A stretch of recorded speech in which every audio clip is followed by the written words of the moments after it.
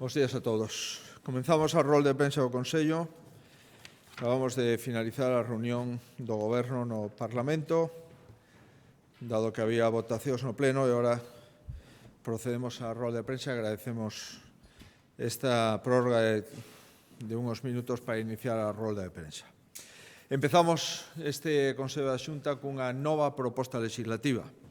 Trátase do texto número 12 da Lei número 12 que aprobamos nesta legislatura e que supón un ritmo legislativo sin precedentes porque entendemos que estamos nunha situación na que temos que activar ao máximo todas as capacidades regulamentarias, capacidades legislativas e capacidades de decisión e de xestión por parte do Goberno.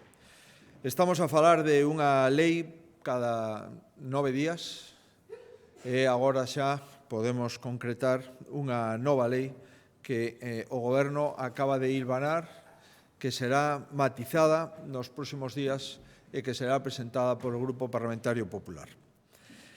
Dentro de estas 12 leis hai 6 que veñen da legislatura anterior, como recordarán: a Lei de Impulso Demográfico, a Lei de Ordenación do Territorio, a Lei de Acción Exterior, a Lei de Pesca Continental, a Lei de Museos e a Lei de Residuos. E durante esta legislatura que comenzou e iniciou e finaliza nestos 100 días está a Lei de Reforma a reforma da Lei de Saúde de Galicia, a Lei da Pandemia, a Lei de Reactivación Económica, a Lei do Teito de Gasto, o Proxecto de Lei de Orzamentos, a Lei de Acompañamento e unha nova lei, a Lei de Recuperación da Terra Agraria de Galicia.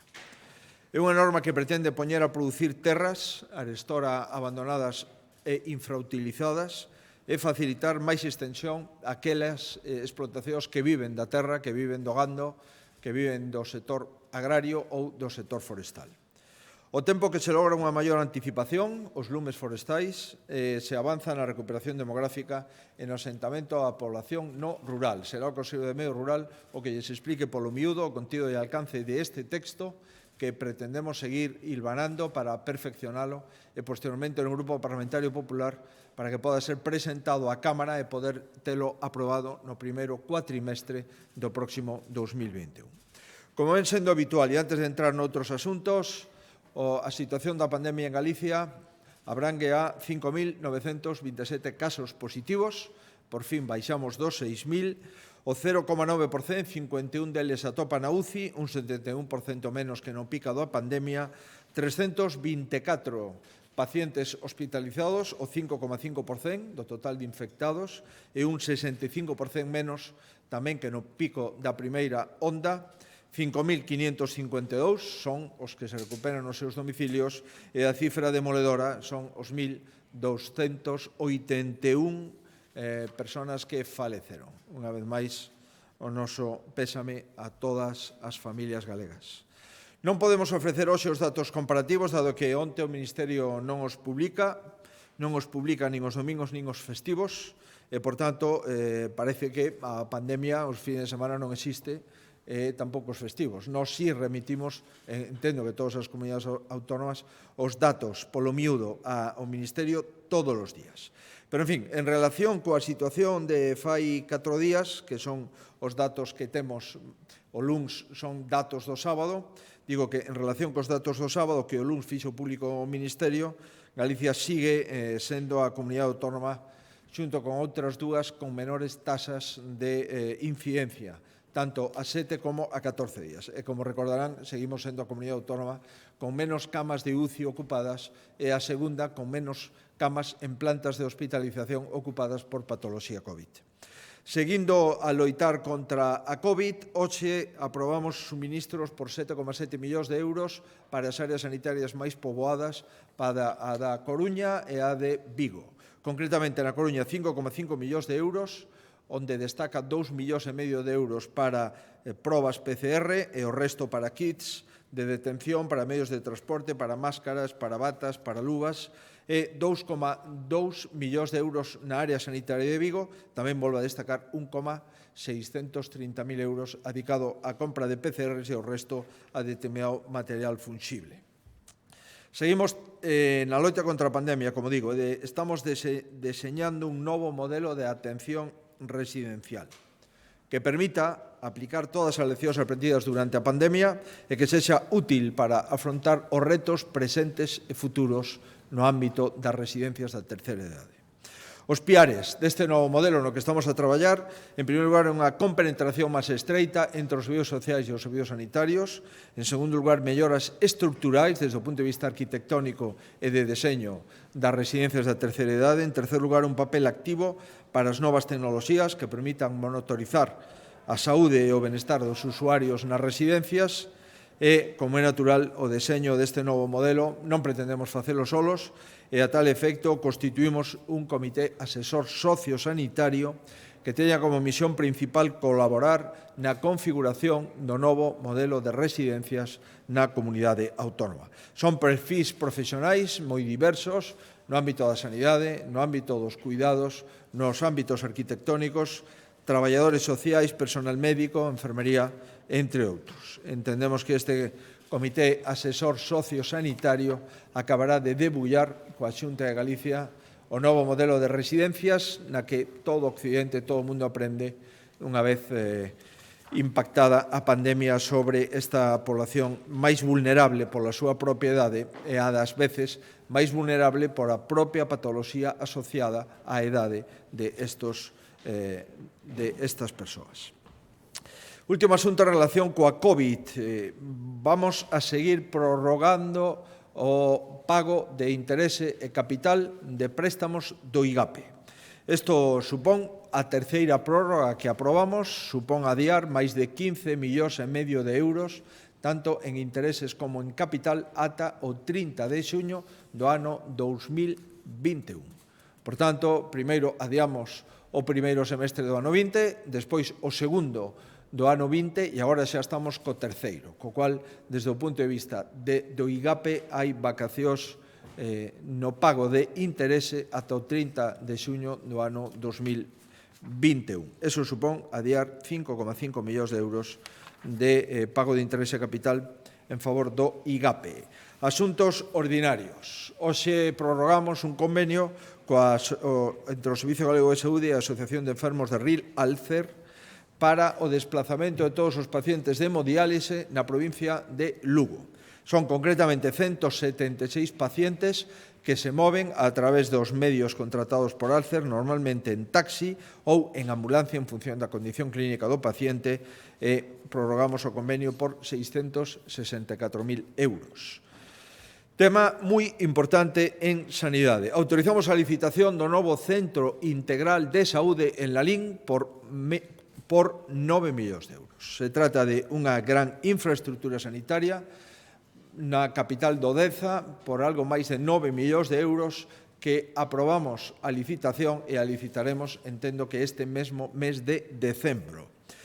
A nosa previsión é licitar estas actuacións na segunda quincena e poder iniciar as obras en primavera. Plazo de execución desta gran infraestructura sanitaria no concello de Lalín, 18 meses.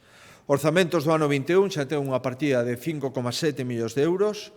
O novo edificio se distribuye en 4 andares, dos cales 3 se destinarán a centro de saúde e outro a punto de atención continuada. Superficie total 5.700 metros cuadrados e vai a conter, por suposto, todos os servizos de atención primaria, 11 consultas de medicina de familia, 11 de enfermería, unha de farmacia, 2 de odontoloxía, sala de técnica, sala de mostras, sala de polivalentes. Na área de especialidades haberá 4 consultas de medicina especialista, 2 de enfermería e 3 gabinetes de exploración. Na área pediátrica, 3 consultas de pediatra e 2 de enfermería e unha sala de atención integral, e outros servicios que se van a centralizar. En Lalín será área de hospitalización a domicilio, área de atención á muller, área de rehabilitación, área de telemedicina, área de diagnóstico por imaxe, área de hemodiálise con 12 postos, o que vai a evitar 20.000 kilómetros de desplazamentos dos pacientes de Lalín ao mes. 20.000 kilómetros ao mes de persoas que farán hemodiálise en Lalín e un área integral de saúde pública. Ademais, o Centro de Atención Integral de Saúde en Lalín terá un punto de atención continuada, unha sala de críticos e outra de observación.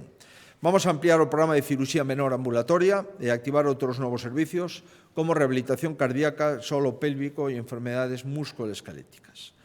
Este será tamén a base da ambulancia o 061 e, en relación coa urbanización da parcela, haberá unha zona verde, 2 áreas de aparcamento e unha praza vinculada as dúas entradas públicas ao edificio. En definitiva, despois de facer un gran centro na Estrada, outro en Marín, estamos facendo un gran centro integral no barrio da Residencia en Lugo. Agora toca a capital do Deza, son 35.000 ciudadanos dos concellos de Agolada, Lalín, Rodeiro e Dozón e boa parte dos concellos de Vila de Cruces e Silleda, que terán un potente centro integral de saúde que vai a conseguir cubrir a bella demanda da comarcalización da sanidade dentro do Deza, concretamente dentro da súa capital, Lalín. Máis acordos en materia de infraestructuras, humanización da travesía de Trasariz no Concello de Celle. 171.000 euros, senda para tránsito seguro, peóns, mellora de accesibilidade, persoas con discapacidade e humanización do espazo. Os gastos de execución lle corresponden á Xunta de Galicia e ao Concello de Celle lle corresponde a súa execución, a licitación e a asumir a titularidade desta travesía unha vez finalizada. Outra infraestructura, 1,6 millóns de euros para un punto de concentración de accidentes no Concello de Ponteareas, concretamente na Estrada PO 403, supón mellorar o enlace da autovía das Rías Baixas ao final da travesía de Angoares. Se trata de mellorar as interseccións, facilitar os movimentos con maior visibilidade e reforzar a seguridade nos pasos de peóns. Outra infraestructura, e a cuarta, abastecemento e saneamento nos concellos de Cee e Corcubión. Estamos traballando para facilitar esta competencia municipal e colaborar na súa execución desde o punto de vista financeiro e vamos a facer unha nova depuradora de augas residuais en Cee que sirva a Cee e a Corcubión. Son 350.000 euros aproximadamente o que custa a obra, máis 22.000 euros que pon o Concello de Cee para a expropiación dos terreos e posteriormente lle corresponderán aos concellos de Cee e Corcubión a xestión da propia depuradora que sirve aos seus veciños. Dous asuntos relativos á vicepresidencia. Primeira, axudas para a mellora de establecementos de alonxamento turístico e de restauración por 1,5 millón de euros, chegando a 80 establecementos. O balance de estos 80 establecementos dá por obras como eliminación de barreiras arquitectónicas, sustentabilidade enerxética e certificacións de calidade, obras pequenas para certificar calidade aos establecementos. O investimento realizado con este 1,5 millón de euros de diñeiro público ascende a 8,3 millóns de euros e dende que levamos dende o ano 18 sacado este tipo de axudas, levamos mellorado 208 establecementos turísticos cun investimento de 21 millóns de euros, tanto público como privado. Concretamente, fixeron obras de mellora 32 restaurantes, 30 hotéis, 7 campamentos de turismo, 5 alonxamentos de medio rural, 5 pensións e un hotel balneario. O segundo asunto é o aboamento aos colexios de abogados e de procuradores da quenda de oficio. 10 millóns de euros foi o que 10 millóns de euros van a ser o que adiquemos no último trimestre deste ano ata o terceiro trimestre do ano 21. 9,2 millóns de euros o Colexio de Abogados e 815.000 euros o Consello Galego de Procuradores. Incrementamos, de acordo co IPC, o 0,7%, incrementamos os honorarios de acordo co IPC do 19, e Galicia se sitúa a cabeza nas remuneracións a estes profesionais. Ademais, recordarán que este ano adiantamos o pago da quenda de oficio na primeira metade deste ano 20 por mor da pandemia. De feito, xa abonamos 7 millóns de euros durante os primeiros meses do ano 20 para cubrir o segundo e o terceiro trimestre do propio ano 20. En definitiva, estamos cumprindo os compromisos, ampliando os honorarios, xa concretando os honorarios para o próximo ano 2021, e dende o ano 2011 levamos destinados a este gasto social 104 millóns de euros. 104 millóns de euros é o que pagan os galegos a través dos seus impostos para que persoas sin recursos podan litigar con beneficio gratuito de abogado e procurador. No ámbito da vivenda, conveniamos coa Sareb manter 50 vivendas, exactamente 49 vivendas para 50 familias a prezos ventaxosos. En base a este convenio, prorrogamos ata o 31 de decembro do ano 21, a Xunta é a usufructuaria e a Sareb recibe 71.000 euros por estes inmobles. Son inmobles que se atopan en 18 concellos de Galicia e que nos vale para realoxar os afectados por lanzamento do seu domicilio, por execución hipotecaria ou tamén para vivendas de inserción social. Os recibos mensuais de estas persoas beneficiarias están entre 40 e 130 euros ao mes e o resto paga a Xunta de Galicia ou a Sareb, a Xunta as reparacións ordinarias e a Sareb os impostos e os gastos extraordinarios. Tema importante en relación coa vicepresidencia segunda. Levamos apoiados 5 centros de fabricación avanzada impulsados por agrupacións de empresas ou clúster. Recordarán que foi o Centro de Servicios Avanzados Cidade das TICs na Coruña, o polo logístico da Plataforma Logística Industrial do sector da automoción, o Centro Biotecnolóxico no Polígono Empresarial de Asionlla, un centro de fabricación avanzada de industria e aceiro en Narón e un centro de turismo e innovación no Concello de Vilagarcía. Pois ben, agora aprobamos outros 2 centros con 5 millóns de euros, centros no ámbito do sector primario, concretamente no ámbito do sector lácteo, que entran dentro da planificación do Plan Estratégico do Sector Lácteo. Refírome, o primeiro deles a Inlate, empresa que está neste momento xa traballando en Curtis, cun investimento previo de algo máis de 100 millóns de euros, e o grupo de cooperativas lácteas Acolat, pertencente a Clesa, localizada en Caldas de Reis. En total, este investimento de 5 millóns vai a supoñer un investimento global de 9,5 millóns de euros, 5 diñeiro público, o resto das empresas. No caso de Inlate, se compromete a crear un centro para que poda ser utilizado para a industria do sector lácteo co obxeto de ensaiar síntese de proteínas e subprodutos lácteos de alta calidade. Financiamos o 60% do investimento ata 2,4 millóns de euros de subvención.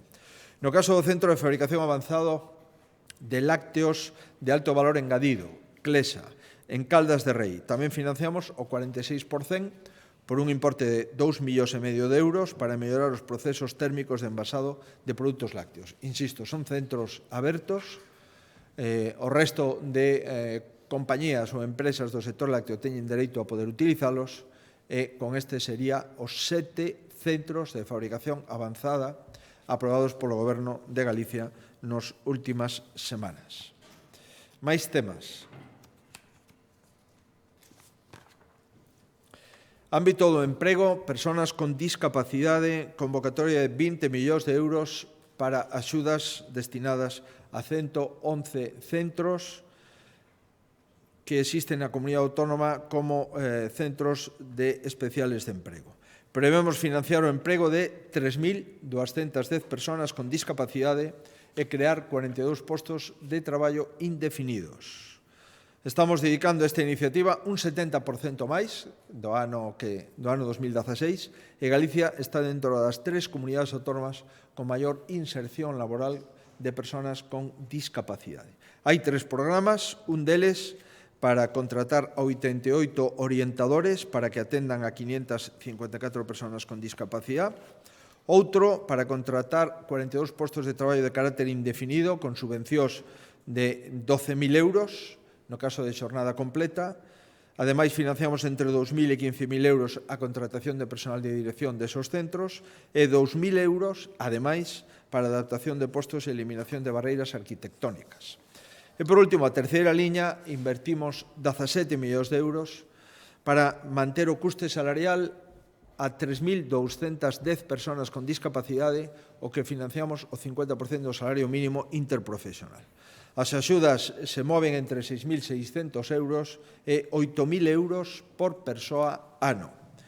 En definitiva, estamos traballando para insertar as persoas con discapacidade no mercado laboral e, de feito, a partida do ano 2021 será de 24 millóns de euros, o que supón un incremento do 11% con respecto á convocatoria do ano 20. Dous acordos en materia de educación. Conveniamos coa FEGAN a contratación de limpeza de 35 centros. Son centros integrados de primaria e de secundaria.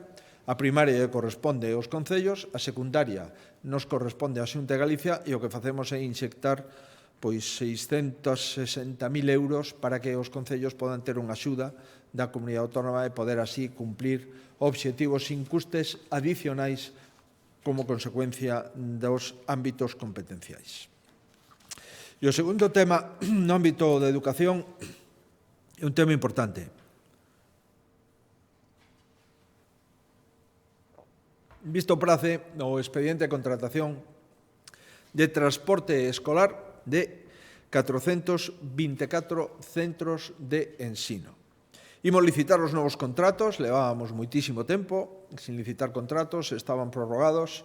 Agora que insertamos o diseño do transporte de Galicia que leva a Consellería de Infraestructuras e aquelas rutas que non entran dentro do transporte xeral, senón que se dedican exclusivamente ao transporte educativo, quedan en contratos por un importe de 81 millóns de euros para 2 anos, que atenden a 1.574 rutas da Consellería de Educación.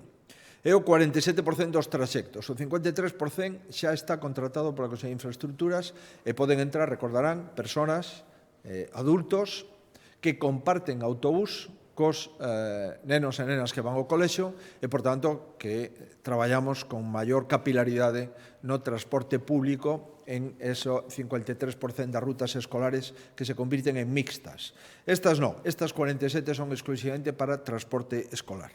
Este proceso de contratación está dividido en 57 lotes. Como máximo, cada empresa pode ser adxudicataria en 8 lotes. E o número máximo de xornadas para a prestación dos servicios será de 178 días lectivos por curso. Se trata de evitar a concentración.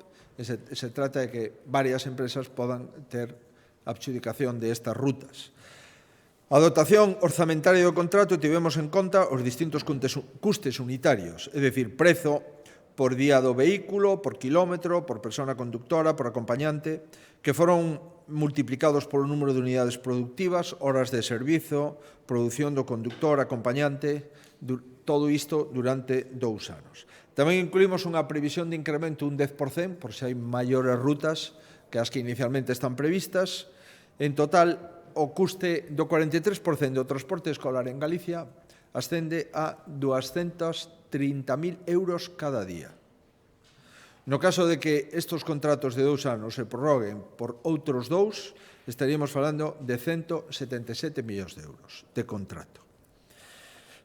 Bueno, volvemos outra vez a comprobar a diferencia de gasto entre comunidades dispersas ou concentradas. Galicia supón o 22% do total do gasto de transporte escolar de España e só temos o 5% de nenos e nenas nesta prestación de toda España. Por tanto, se para o 5% dos alumnos de toda España gastamos o 22% total de gasto de transporte escolar para toda España, cando alguén plantexa que o obxectivo no sistema de financiamento é a porcentaxe de población é que simplemente non quere falar do custe real efectivo dos servizos, como é o caso do transporte escolar no ámbito da educación. Serían 87.000 alumnos de 774 centros educativos gozan de transporte escolar. Isto xa é sumado coas rutas que xestiona a Consellería de Infraestructuras dentro do transporte mixto. 3 últimos asuntos. Plan voluntariado Xacobeo. No vindeiro 21 vamos a desplegar un plan de voluntariado no Xacobeo potente, como ven sendo potente os que vimos xestionando nos anos ordinarios.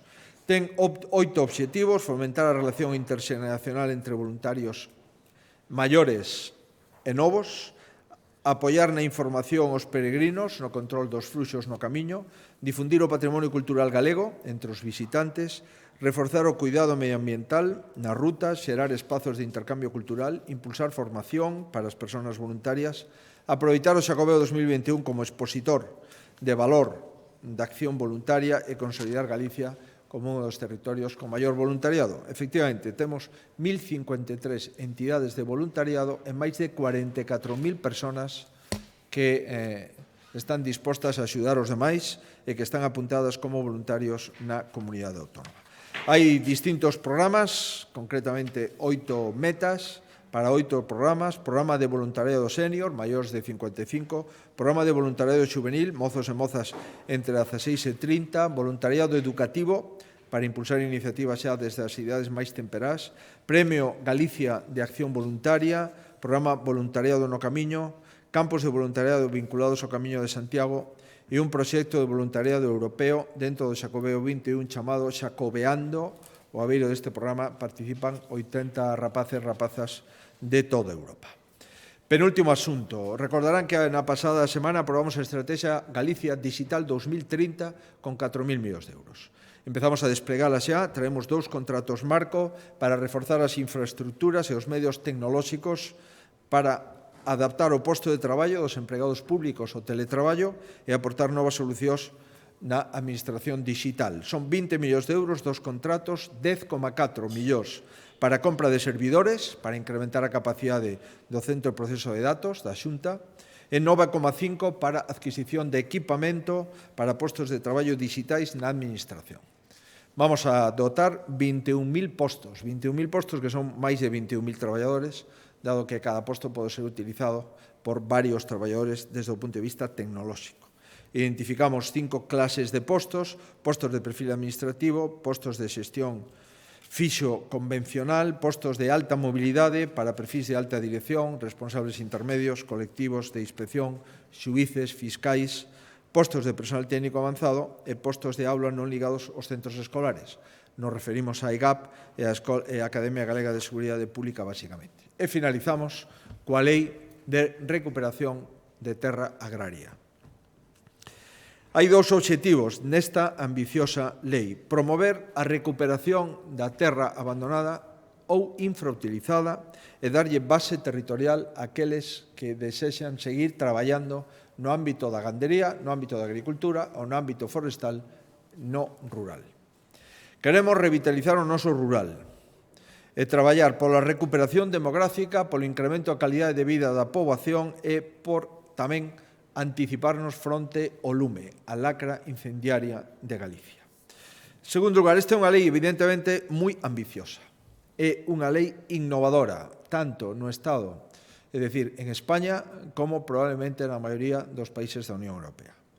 É unha lei que culmina un proceso normativo que empezamos fai tempo. A última lei que aprobamos é a Lei de Mellora da Estrutura Territorial Agraria, coñecida como METAGA, no ano 2015. Ali xa avanzábamos na necesidade de unha lei de aproveitamento das terras abandonadas. Miles e miles e miles e miles de hectáreas abandonadas. Miles de hectáreas sin dono ou sin dono coñecido.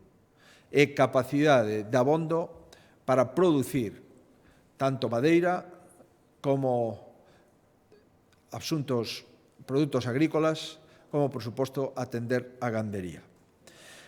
Esta lei, en terceiro lugar, vai moito máis alá dos procesos de reestruturación parcelaria.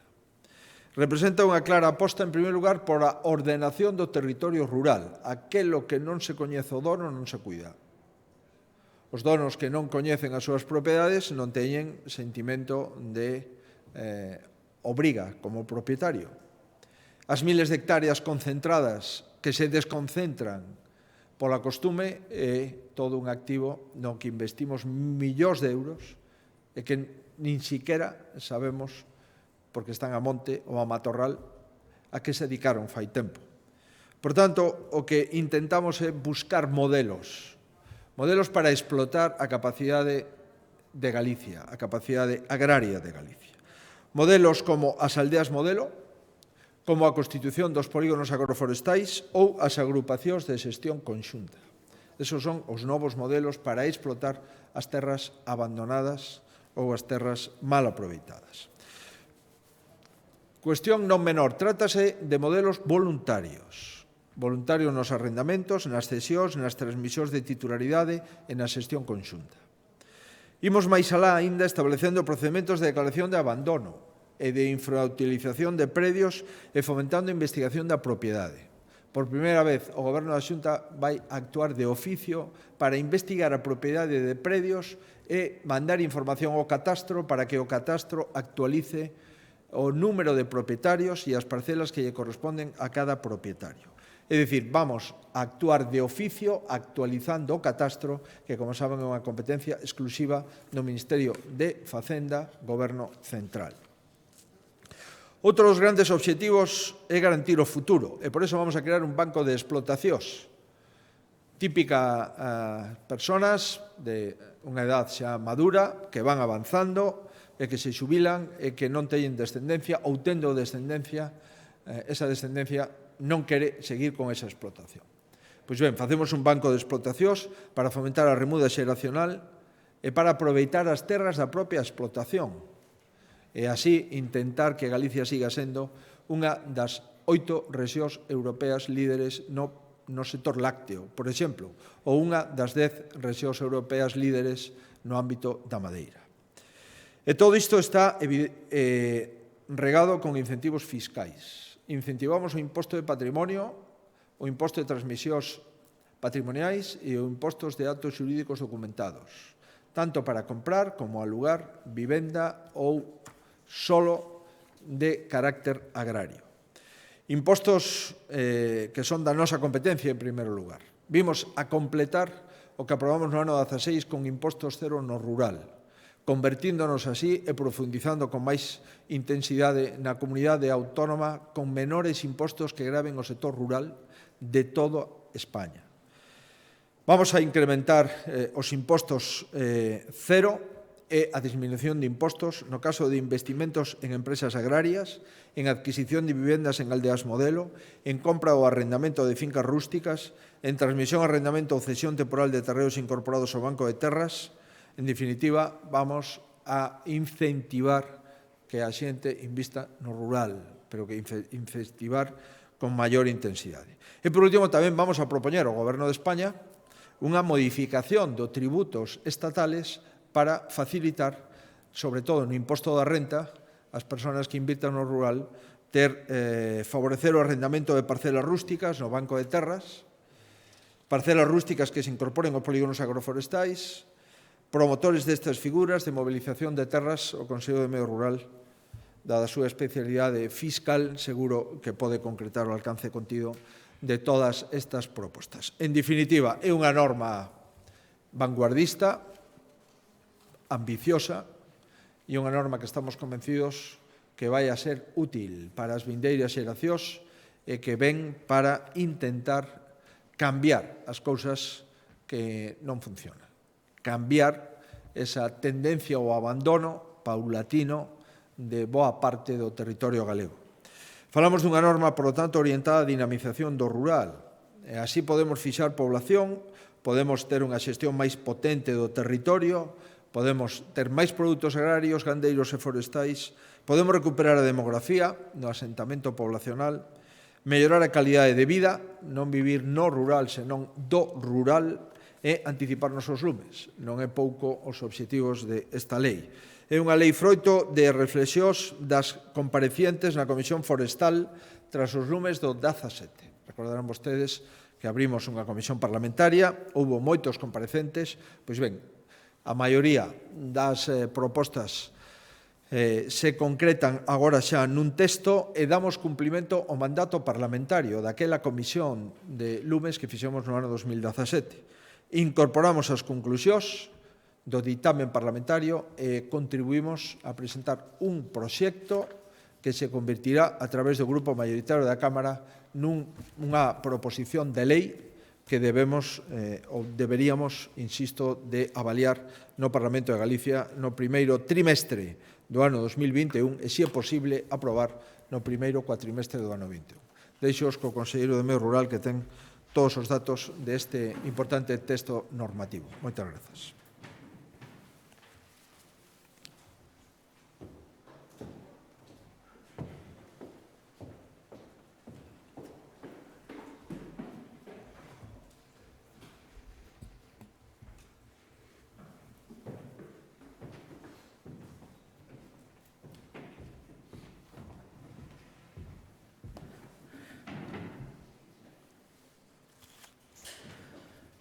Moitas gracias, presidente.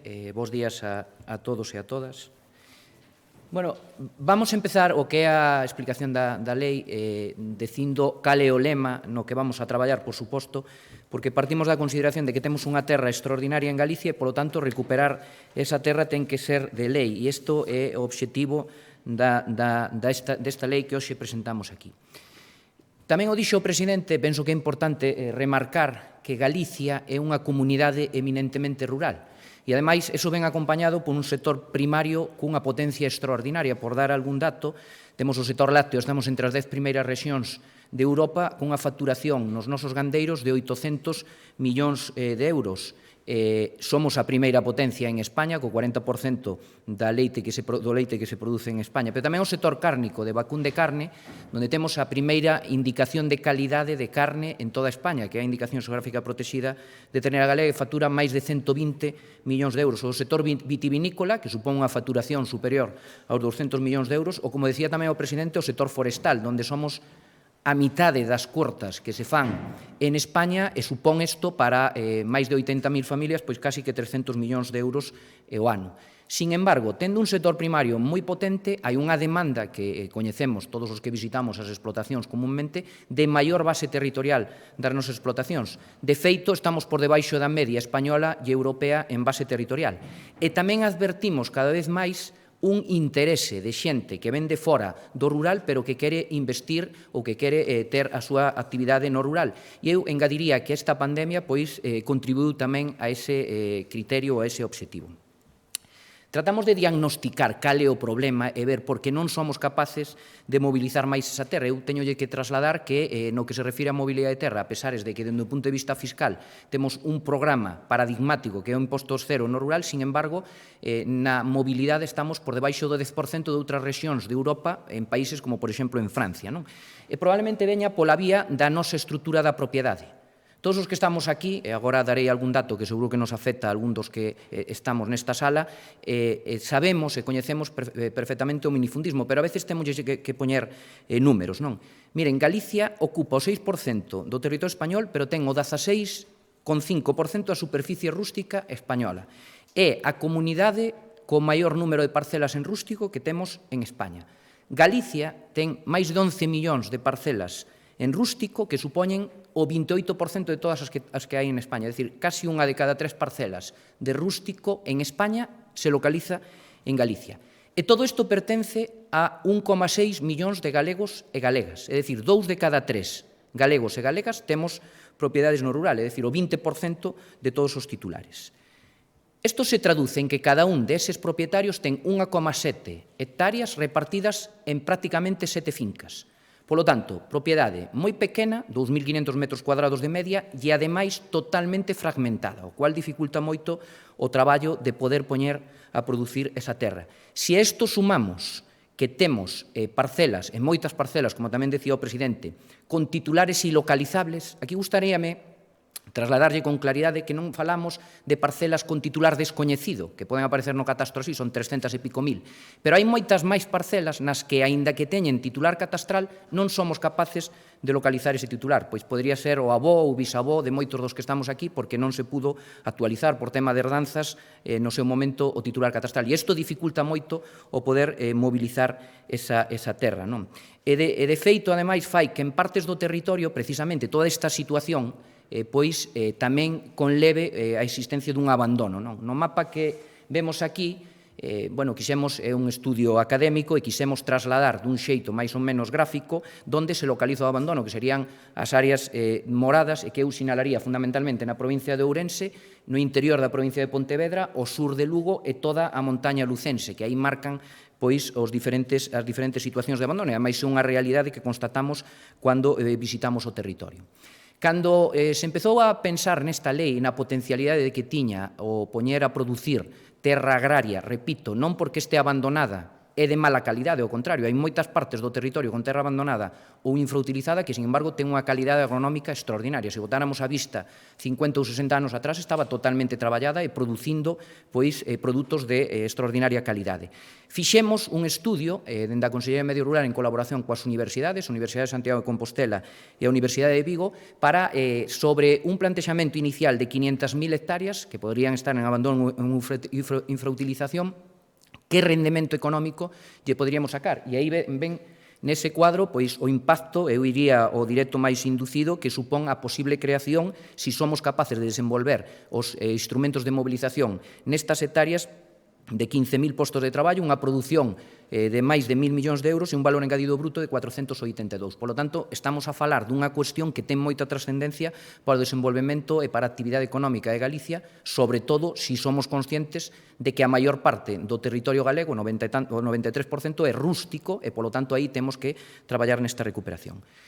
Isto é o que determina a necesidade da lei. Eu teño que decir, como decía tamén o presidente, nós temos moita legislación, temos traballado moito na estrutura do territorio, sobre todo a través das concentracións parcelarias. Seguimos, por suposto, apostando polas concentracións parcelarias. Este ano incrementamos o orzamento que se dedica a elas, pero hai partes do territorio nos que necesitamos novos mecanismos para ser capaces de atacar ese abandono ou esa infrautilización que, ademais, afecta extraordinariamente tamén a esas partes do territorio no que se refire aos incendios forestais. E aquí xorde a proposta desta nova lei, que eu vou explicar simplemente polo o detalle das directrices, pois o que é o detalle do articulado do traballo pois vai evidentemente no conxunto, no texto legal, pero sí polo menos quedarse coas ideas forza, non?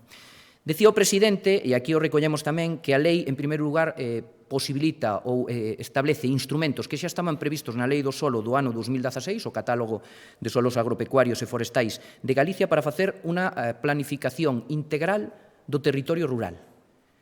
Aquí temos que ter todos claro que traballamos con tres usos: agrícola, gandeiro e forestal. E o que pretendemos é incentivar os tres usos, pero de xeito ordenado. Como di a propia presentación, coloquemos cada cousa no seu sitio, e isto é o que vai facer o catálogo dentro dunha filosofía de ordenación do territorio e de recuperación desa terra abandonada, pois tamén facendo esa ordenación. En segundo lugar, unha cuestión moi trascendente que non toca algo que xa existía, é dicir, a Facultade de Investigación da Propiedade Inmobiliaria a ten o Estado central, pero aquí nesta lei, logo dun dictamen da Comisión de Dereito Civil de Galicia pola súa conexión con ese dereito civil galego, declaramos que nestes instrumentos de mobilización que leva a lei, esta investigación a poda facer a propia Xunta de Galicia a través do Banco de Terras, non? E, ademais, levamos tamén a posibilidade de que o Banco de Terras xestione as fincas desde o momento en que inicia a investigación, precisamente para que esas fincas que hoxe dificultan a mobilización da terra, agora se poidan, a través do Banco de Terras, pois xestionar e facilitar esa mobilización. A terceira das ideas importantes é que reformamos, para dotalo de máis axilidade, e impulsamos tamén o Banco de Terras como unha figura que, dixéramos, dende o punto de vista público, o único que queremos facer é intermediar entre os propietarios, aos que, como dixo o presidente, respetamos totalmente, non só respetamos, sino que pasan de ter unha terra abandonada a ter unha terra que lle vai dar rendimento económico pola vía, fundamentalmente, do arrendamento, e o que facemos nós é intermediar. E xa podemos ver nos proxectos piloto de Aldeas Modelo que esta intermediación favorece a disponibilidade dos propietarios para poder, no seu caso, arrendar as terras àqueles que queiran desenvolver actividade agrogandeira en riba delas.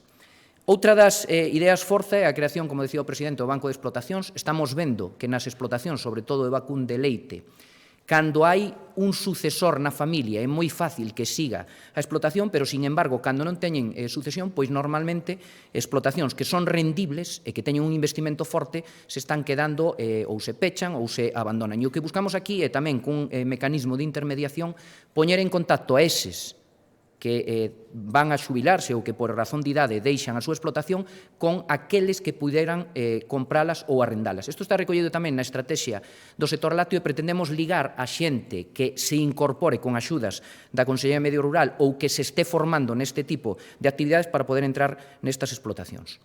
Outro dos criterios da lei é que priorizamos a recuperación de terras productivas en zonas de abandono, Por suposto, naquelas zonas, e isto é moi importante, de comarcas gandeiras que xa coñecen as concentracións parcelarias e nas que están funcionando ben esas concentracións parcelarias, seguiremos traballando con concentracións parcelarias. Agora ben, hai zonas nas que non fomos capaces de mobilizar a pesares dos investimentos que se fixeron en concentracións. De feito, unha das zonas prioritarias de traballo dos polígonos, logo yo contarei, son as concentracións parcelarias nas que detectamos abandono ou non uso das parcelas.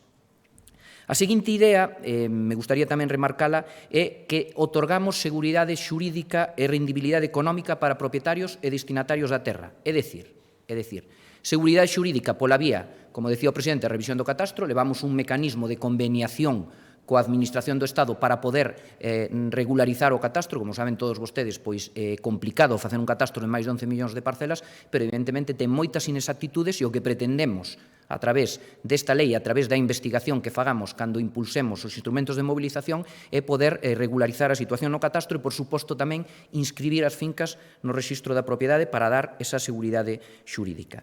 A lei traballa con tres instrumentos de movilización fundamentais e un, dixéramos, de utilización transversal que se pode utilizar tanto nos polígonos, nas aldeas como nas agrupacións, que son as permutas de especial interese agrario. Eses tres instrumentos, como digo, son os polígonos agroforestais, as aldeas modelo e as agrupacións de xestión conxunta. En cualquiera deles se pode incentivar unha suerte de permutas. Saben que é moi común no rural galego o tema dos cambios. A xente ás veces non entra en compras ou en actuacións similares, pero si entra en cambios, e iso nos o incentivamos aquí nas permutas, traballando fundamentalmente coa posibilidade de eliminar enclavados cerca das explotacións gandeiras. Ademais, a lei leva consigo tamén medidas de fomento e incentivos fiscais e financeiros para acadar este obxectivo de recuperación da terra agraria de Galicia. Voulle amosar simplemente un pequeno exemplo, non tomen o pé da letra tal como vai este exemplo, porque pode variar as situacións, pero como funcionaría o polígono agroforestal. Con carácter previo, decir, como tamén sinalou o presidente, que estas figuras son totalmente voluntarias e totalmente respetuosas cos propietarios. Requiren maiorías cualificadas, neste caso o 70%, requiren sempre a existencia de axentes promotores productivos, é dicir, agricultores e gandeiros que demandan máis base territorial, que serán priorizados nas figuras, nos instrumentos de movilización, e dan sempre beneficio económico aos propietarios. Aquí non se trata de regalar nada, se trata de que os propietarios cobren, evidentemente, pola posta en funcionamento das súas terras. Nos polígonos agroforestais, o que facemos é, pola vía da compravenda sempre voluntaria ou do arrendamento, xerar parcelas de tamaño mínimo en función do tipo de cultivo. Neste exemplo, falamos de forraxes e determinamos unha parcela mínima de 10 hectáreas, pero se fora viñedo serían 3 hectáreas, se fora horta serían probablemente tamén 3 hectáreas. En definitiva, cada tipo de cultivo ten que ter unha parcela de tamaño mínimo. Fíxense que esta é unha das principales solicitudes que se está facendo hoxe nas propias concentracións parcelarias, que os agricultores e gandeiros nos demandan fincas de tamaño axeitado. Por lo tanto, nos polígonos faríamos ou conseguiríamos ou trataríamos de acadar e conseguiremos ese obxectivo. A outra cuestión que é importante determinar é que as parcelas poden ser en compravenda ou en arrendamento.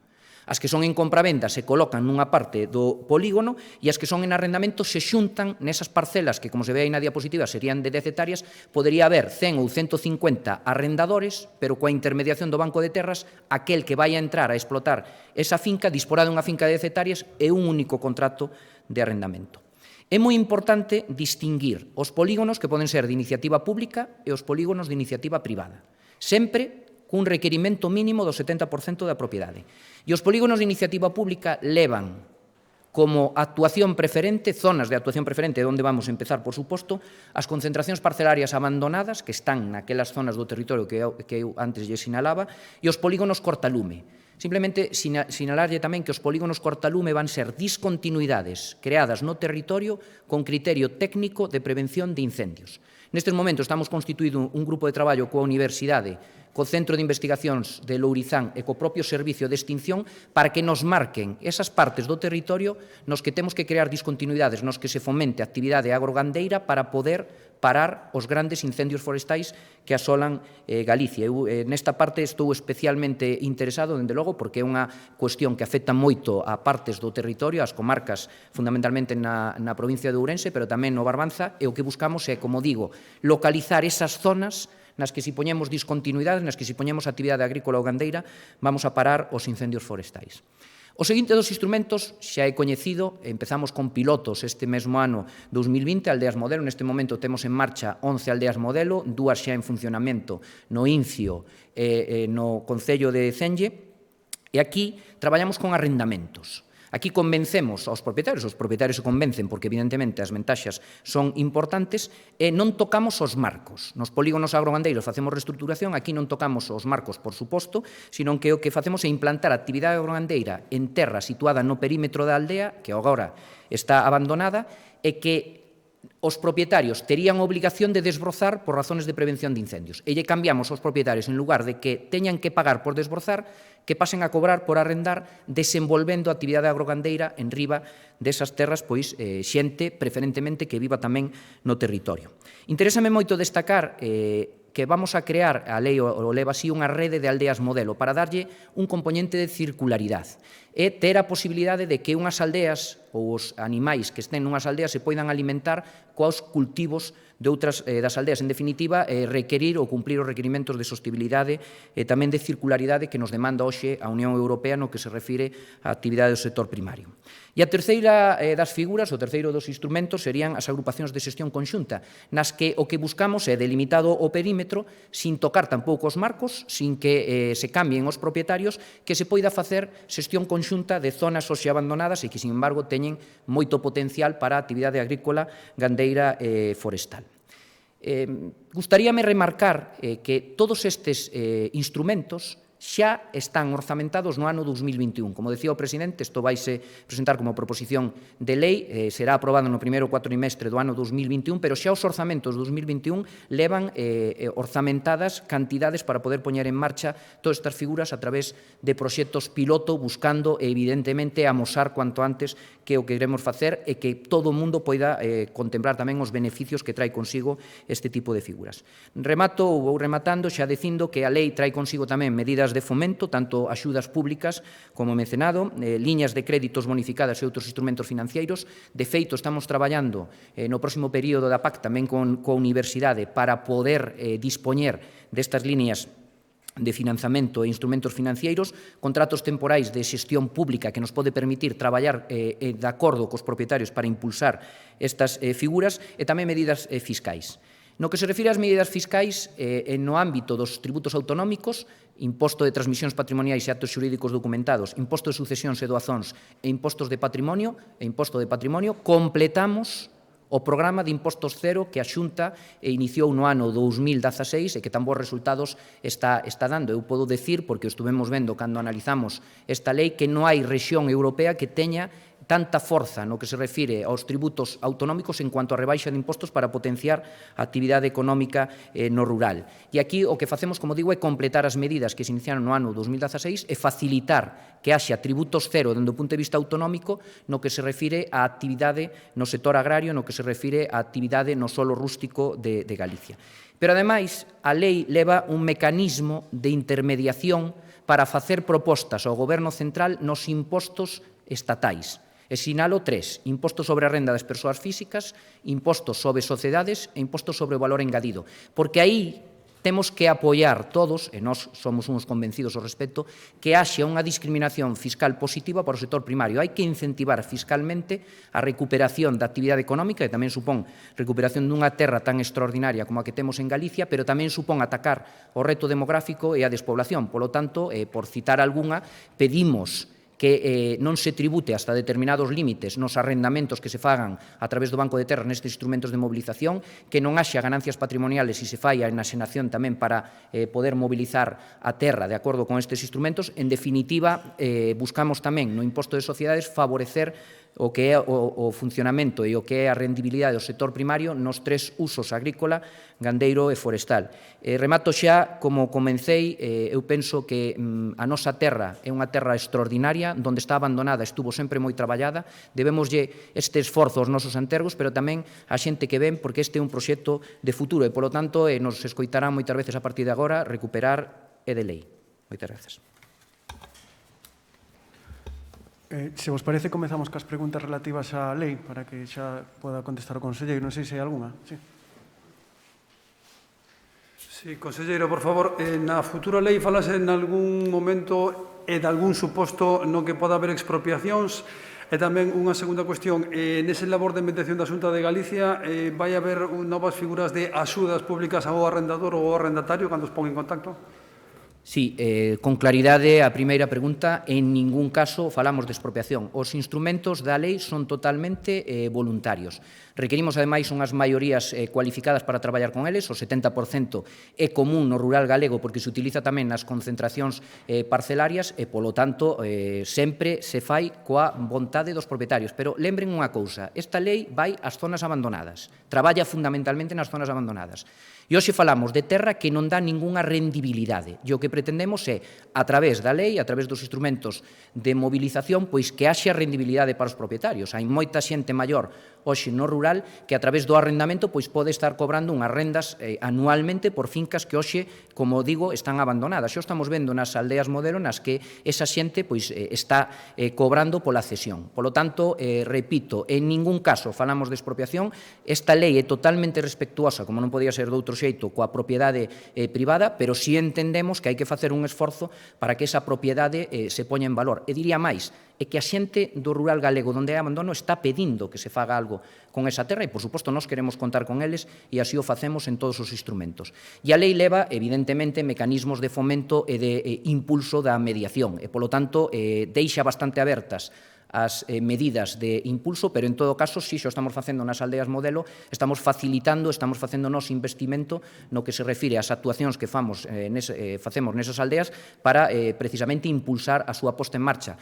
Agora ben, traballamos con proxectos piloto, pero esta tamén é unha lei destinada a fomentar a iniciativa privada no rural, por suposto. Queremos que agricultores e gandeiros que hoxe demandan base territorial que poidan ter esa base territorial e, por que non, se hai xente nova, pero non tan nova, que quere dedicarse ao sector primario, pois que teña esa base territorial que lle permita dedicarse ao sector primario. Eu dou algún exemplo de aldea modelo que estamos vendo nestes momentos, que temos xa 4 interesados, 2 deles veñen da cidade, son xente xoven que ven da cidade, e outro, en concreto, é un emigrante retornado. Por lo tanto, lle estamos dando a oportunidade a esa xente de ter terra, repito, en arrendamento, falando sempre cos propietarios, para poder ter un desenvolvemento dun sector primario que, ligado á calidade de todos os produtos que teñen orixe galega, pois, lóxicamente, teñen que dar ese valor engadido e que a xente, como dixo o presidente, poida vivir no rural, pero tamén do rural. Se non hai máis na sala, temos unha de Daniel Domínguez de Faro a través de vía telemática. Hola, bos días, conselleiro. Bos días. Eu quería preguntarlle polo tema, dicía agora que non vai haber ningún tipo de expropiación, pero que todos serán procesos voluntarios. Como van facer para mobilizar as parcelas de donos ilocalizables? É dicir, se non poden contactar con eles, vai haber algún tipo, neste caso específico, de expropiación ou de forma para podelas poñer en activo? Porque se é voluntario e non os localizan, incluso que non poderían mobilizar esas terras. Gracias. Sí, aquí temos que ter claro que a facultade de investigación de cualquier parcela, tanto en Galicia como no resto do territorio, xa está regulada na Lei de Patrimonio do Estado e é o Estado o que fai esa investigación.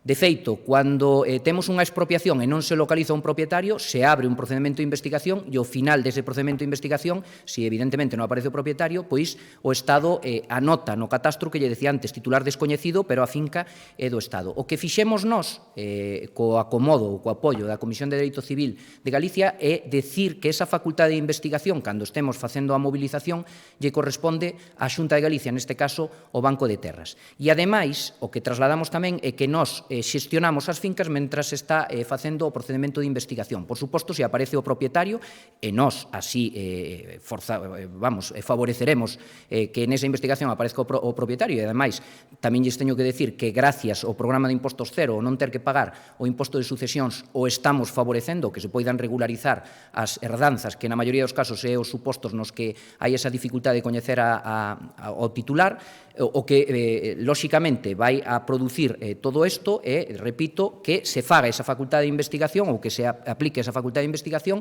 e que, ao mesmo tempo, nós, dende o principio, estemos xestionando os terreos. Pero, repito, estamos a falar de algo que xa está recollido na Lei do Patrimonio do Estado e nós o único que fixemos foi concederlle esta facultade a Xunta de Galicia, neste caso o Banco de Terras. Evidentemente, se logo do proceso de investigación, con todas as garantías requeridas, as que xa están na Lei do Patrimonio do Estado, non aparecer o propietario, pois, lóxicamente, esa finca se acabaría inscribindo no registro a nome neste caso, do Banco de Terras. Sempre cunha finalidade, repito, de cederlla, non temos ninguna intención de quedarnos con esas terras, senón cederllas a aqueles que queiran facer o desenvolvemento da actividade agraria en Ribadelas. Bueno, cambiamos, non sei se hai algunha pregunta fora deste tema. ¿Alguna pregunta para o presidente? Ah, sí, pues cambiamos entonces.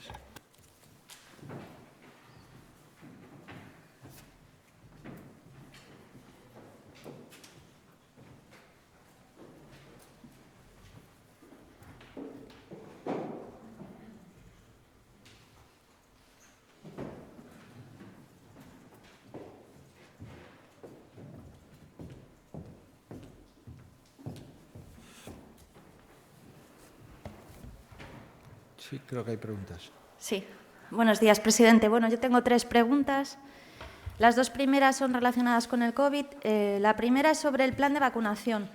Si las comunidades autónomas saben ya cómo va a ser ese plan, si ya hay plazos de tiempo, cantidad de dosis que va a recibir Galicia, cuándo será. Y luego, en relación a esto, creo que Madrid hablaba de que las farmacias pudieran dispensarlas. Quería preguntarle a usted qué opina sobre esto, si puede ser así. Después, sobre la Navidad, si ya a día de hoy, a ciencia cierta, hay algunas restricciones en cuanto a número de personas que vayan a cenar, cierres perimetrales o toque de queda, que ya vayan a ser fijos o cuestiones que puedan variar. Y la última, en relación al Pazo de Meirás, la Xunta ha reclamado la titularidad del Pazo por mediación de unas cartas al Gobierno. Yo quería saber qué planes hay al respecto y si se va a poder pasar esa titularidad a la Xunta. Gracias. Bien, en relación con el plan de vacunación, me consta que hay conversaciones en el seno del Consejo Interterritorial, conversaciones que no están finalizadas y, por tanto, no creo que debamos de anticipar ninguna conclusión, porque, por lo que sé, pues son conversaciones, comentarios, en fin, reflexiones en relación a este asunto, por lo menos formalmente o documentalmente. Nosotros vamos a aprobar el plan de vacunación, tenemos que tener una logística preparada y esperemos que o bien la semana que viene o la siguiente tengamos el plan de vacunación aprobado por el Gobierno a propuesta del Servicio Gallego de Salud, sabiendo exactamente cuál es el papel de los profesionales, dónde vamos a vacunar, cómo vamos a vacunar, las prioridades de colectivos para vacunar, lógicamente en función de las dosis que el comprador único, que es la Unión Europea, y que el Gobierno de España, que es el que forma parte de ese comprador único, puede ir facilitando a las comunidades autónomas. Entendemos que lo lógico es que las comunidades autónomas con más población vulnerable tengamos unas dosis correspondientes a ese número de población vulnerable en el total de población de cada comunidad y, por consiguiente, yo espero que en las próximas semanas tengamos ese plan. Lo que creo, por criterios de prudencia, es que esto tiene que estar aprobado lo más tardar en los entornos del 18-20 de diciembre. Tenemos que tener una idea de cómo podemos vacunar. En segundo lugar, estamos absolutamente convencidos de que hay capacidad suficiente instalada para vacunar. Tenemos experiencia en vacunas, todavía estamos vacunando contra la gripe. Es probablemente el número de vacuna contra la gripe que con mayor cuantía hemos puesto en los 30 años del Servicio Gallego de Salud y, por consiguiente, los profesionales, los centros de salud, son lugares muy adecuados, yo diría que los lugares adecuados para la vacunación. En relación con la dispensación de vacunas en farmacias o no, entiendo que sería precipitarme a hacer esa valoración.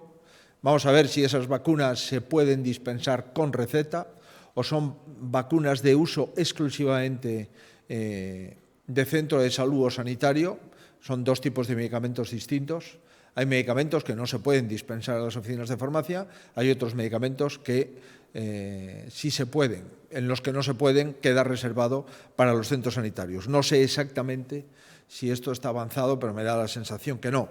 Además, depende el número de la clase de vacuna. Hay vacunas que tienen unos criterios de conservación muy estrictos que probablemente la mayoría de establecimientos de farmacia tendrían dificultades para mantenerlas. En relación con la Navidad,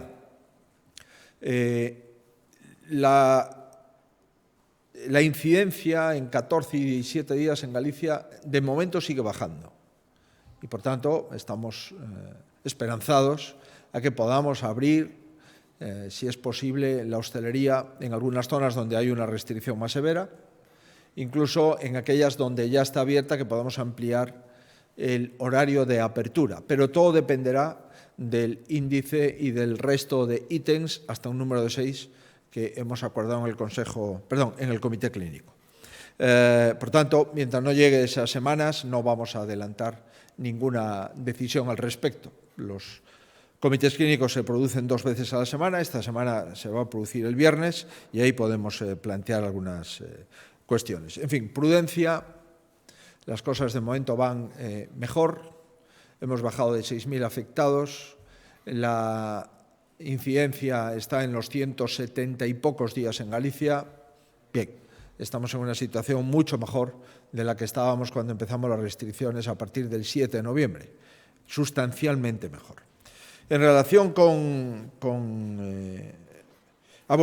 lo que sí le digo es que la recomendación de la Xunta de Galicia, la que es clara y no va a cambiar, es la recomendación de unidades familiares para las comidas o las cenas de Navidad. Nos parece arriesgado el número de 10 y muy indefinido el concepto de allegados y, por tanto, nos parece mucho más serio, mucho más sólido el que una familia de 4, 5, 6, 7 miembros, la que fuere, la que habita siempre en la misma casa, coma sin ningún riesgo todos juntos, como han comido en otros días, y en el caso de que sea necesario mezclarla, pues que se mezcle con otra familia, también de número de personas estables que conviven de forma estable en la misma casa. 2 unidades familiares estables, entendemos que es la recomendación más rigurosa para disminuir las posibilidades de tercera ola en España y en Galicia o en el resto del mundo. Fíjese lo que está pasando en los Estados Unidos de Norteamérica. En relación con el Pazo de Meirás, es público y notorio nuestro pronunciamiento no desde hace días ni semanas, sino desde hace años. Y es que nosotros entendemos que los gallegos que entregaron el Pazo al general Franco merecen retomar la propiedad del Pazo. Galicia lideró la recuperación del patrimonio público, con una comisión de expertos de civilistas e historiadores, con una propuesta del Gobierno de la Xunta, con una ratificación por unanimidad en el Parlamento gallego y con una remisión de toda esta documentación y análisis al Gobierno central.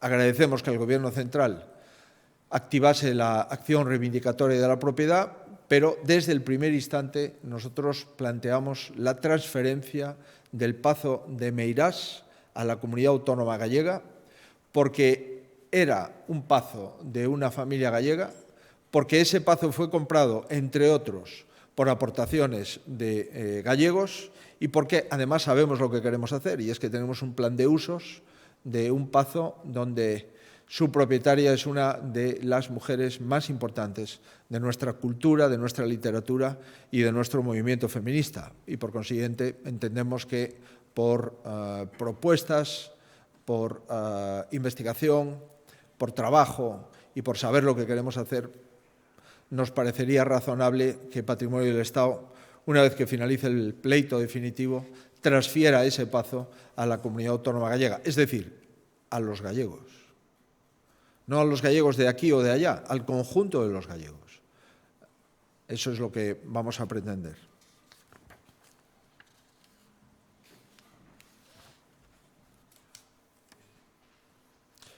Bueno, pues nada más. Muchísimas gracias y perdonen ustedes por la temperatura.